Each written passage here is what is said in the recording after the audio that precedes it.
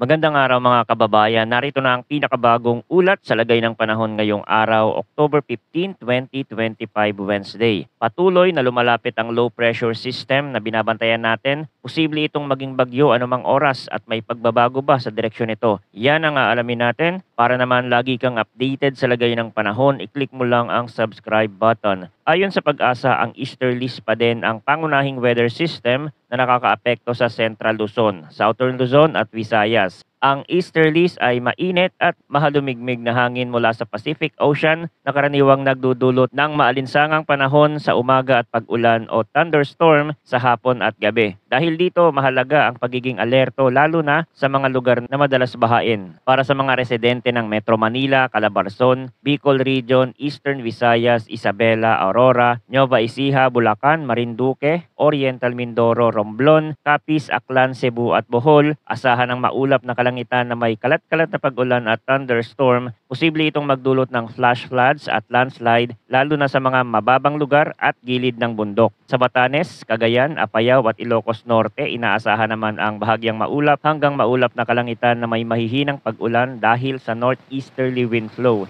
Bagamat walang malaking epekto, dapat pa ring maging alerto sa biglaang pagbuhos ng ulan. Samantala, sa natitirang bahagi ng Luzon at Visayas, magiging bahagyang maulap hanggang maulap ang kalangitan na may localized thunderstorm sa hapon at gabi. Sa Mindanao, localized thunderstorms din ang magpapatuloy kaya't dapat maging handa sa biglaang pagbaha at pagguho ng lupa lalo na kung may kasabay na malakas na hangin at kulog. Sa kondisyon ng hangin at karagatan sa extreme northern Luzon, magiging banayad hanggang katamtaman ng hangin mula Hilagang Silangan, kaya't katamtaman din ang alon na nasa pagitan ng 0.6 hanggang 1.8 meters. Sa Visayas at natitirang bahagi ng Luzon, banayad hanggang katamtaman din ang hangin mula Hilagang Silangan hanggang Silangan na may taas na alon na 0.6 hanggang 1.5 meters. Sa Mindanao, inaasahan ang banayad hanggang katamtamang hangin mula Hilagang Silangan hanggang Hilaga na may taas ng alon na 0.6 hanggang 1.2 meters. Ibig sabihin, ligtas pa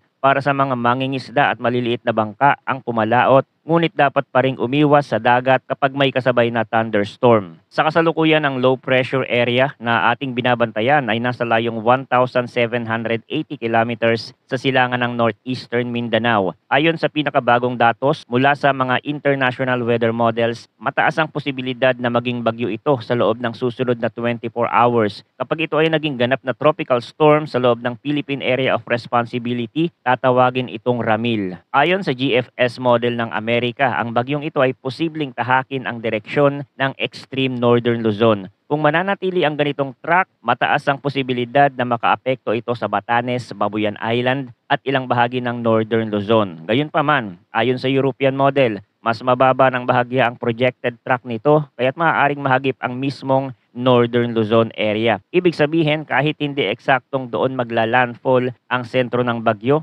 maaari pa ring maranasan ng northern at central Luzon ang malalakas na ulan at hangin dahil sa lawak ng sakop ng bagyo. Ang mga ganitong sistema ay kadalasang may malawak na rain bands na umaabot ng daan-daang kilometro ang lapad. Kaya't kahit hindi direktang tamaan ng mata ng bagyo, posible pa rin makaranas ng malalakas na epekto. Dahil ang bagyo ay malayo pa sa kalupaan at kasalukuyang nasa karagatan, marami pang maaaring magbago sa track at intensity nito. Maaari itong bumaba ng direksyon at maglandfall sa northern Luzon o kaya mas kumilos pahilaga at makalabas ng bansa patungong Taiwan at Hainan area. Karaniwan sa ganitong sitwasyon na habang lumalapit ang bagyo, mas tumataas ang accuracy ng forecast. Dahil dito, napakahalaga ng patuloy na pagsubaybay sa mga latest update upang malaman agad kung may pagbabago sa track at lakas ng bagyo. Tandaan na kapag pumasok na ito sa PAR, maglalabas ng regular na advisory ang Pag-asa upang mabigyan ng sapat na babala ang publiko. Mga kababayan, habang nararanasan natin ang epekto ng easterlies sa malaking bahagi ng bansa, sabay naman nating binabantayan ang paparating na low pressure area na may mataas na posibilidad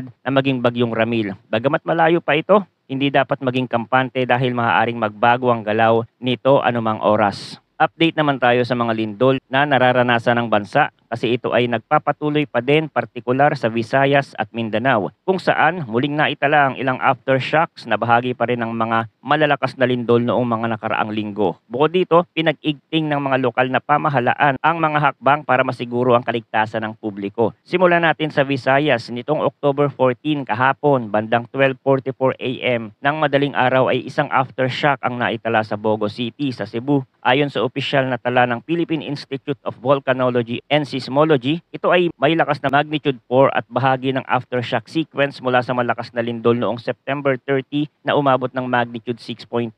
Naramdaman ang pagyanig sa intensity 4 sa Bogo at intensity 3 sa mga kalapit na bayan gaya ng Tabuelan at San Remigio. Bagamat walang naiulat na pinsala, ito ay malinaw na paalala na patuloy pa rin ang seismic activity sa region. Ayon sa mga eksperto, normal lamang na tumagal ng ilang linggo o kahit buwan ng aftershock sequence pagkatapos ng isang malakas na lindol. Kaya naman, hindi dapat maging kampante ang publiko kahit wala pang naitatalang bagong malakas na pagyanig. Sa ngayon, patuloy na minomonitor ng PBOX ang lahat ng galaw ng fault line sa hilagang bahagi ng Cebu at mahigpit ang kanilang paalala na agad lumikas o lumabas sa gusali kapag may naramdamang malakas na pag-uga. Samantala sa Mindanao naman ay nagpapatuloy ang aftershock activity matapos ang malalakas na lindol noong October 10 sa Davao Oriental. Batay sa pinakahuling ulat, mahigit 1,200 na aftershocks na ang naitala ng PBOX hanggang October 14. Ilan sa mga ito ay umabot sa magnitude 5.6, 4.7 at 4.9. Karamihan ay naramdaman sa Davao Region at Caraga Region, bagamat karamihan ay mahihina hanggang katamtaman ng lakas. Ang mga pagyanig na ito ay sapat upang muling maramdaman ng mga residente ang patuloy na aktibidad ng fault line sa silangang Mindanao. Ayon sa PVOX, ngayong madaling araw ng October 15, may mga aftershock na naitala sa may silangan ng Mindanao na nasa range ng magnitude 4.0. Kaya asahan pa rin ang mga sunod-sunod na mahihinang pagyanig sa mga susunod na araw at linggo. Ito ang dahilan kung bakit patuloy na pinaalalahanan ng publiko na manatiling alerto lalo na sa mga lugar na malapit sa fault lines at coastal areas. Paalala rin ng mga otoridad ang kahalagahan ng personal na paghahanda. Bawat pamilya ay dapat may nakahandang emergency go bag na may laman na tubig para sa 3 araw, pagkain, flashlight, extra batteries, power bank, first aid kit, face mask at mga mahalagang dokumento na nakalagay sa waterproof na lalagyan. Bukod dito, napakahalaga ng pagkakaroon ng malinaw na evacuation plan ng pamilya upang alam ng bawat isa kung saan pupunta sakaling may malakas na pagyanig. Sa mga coastal areas, pinapayuhan ng publiko na maging mapagmatyag sa galaw ng dagat kahit walang inilalabas na tsunami warning. Dapat maging alerto sa mga senyales gaya ng biglaang pag-urong ng tubig dagat. Kung mapansin ang ganitong sitwasyon, agad lumikas patungo sa mas mataas na lugar. Para naman sa mga nakatira sa slope-prone areas, maging alerto sa mga palatandaan ng pagguho ng lupa gaya ng pagbitak ng lupa, pagbago ng daloy ng tubig sa sapa at malalakas na kaluskos mula sa bundok. Ang mga paaralan at barangay sa iba't ibang lugar sa Pilipinas, hindi lang sa Cebu at Davao Oriental, ay nagpaplanong magsagawa ng regular na earthquake drills para masanay ang mga tao sa tamang kilos kapag may lindol. Ang simpleng pagsunod sa drop, cover and hold ay maaaring makapagligtas ng buhay. Sa panahon ng kalamidad, ang kahandaan at kaalaman ay magiging susi natin sa kaligtasan. At dito sa ating channel, patuloy tayong magbabantay at magbibigay ng real-time na update tungkol sa kalagayan ng panahon, sa galaw ng bagyo at mga update sa mga lindol. Manatiling alerto, kalmado at patuloy po tayong mag-ingat.